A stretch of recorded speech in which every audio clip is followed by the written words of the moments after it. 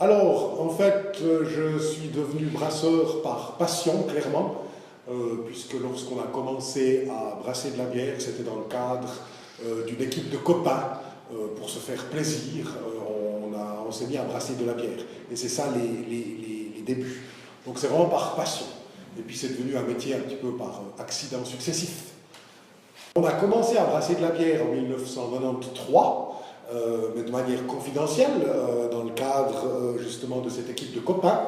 Et puis ensuite, en 1998, on a ouvert la brasserie artisanale de Fribourg à la rue de la Samaritaine 19, où on se trouve là en ce moment. Et puis, depuis 2008-2009, c'est devenu vraiment notre activité principale, où on essaye de vivre justement du brassage de la bière.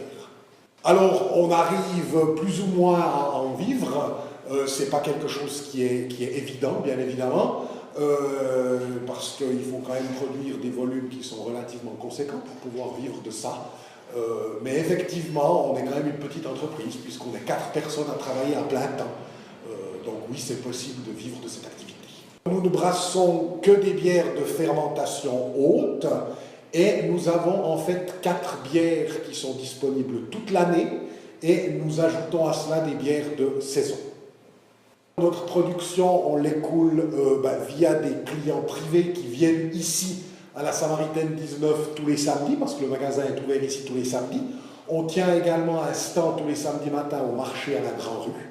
Et à côté de ça, on travaille avec des épiciers, de la petite distribution, avec la grande distribution aussi, puisque depuis 2 ans et demi, nos bières sont disponibles à la COP, la Barbe Blanche et la Barbe Rousse, donc dans les COP de la région de Fribourg, et puis bien évidemment aussi dans les différents restaurants de la ville de Fribourg et de la région.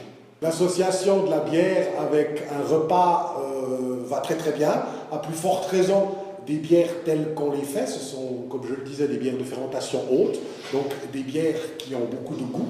Alors, je vais vous donner 2 exemples. Notre bière noire, qui est la Old Cat, se marie très très bien avec le fromage en général et merveilleusement bien avec la fondue.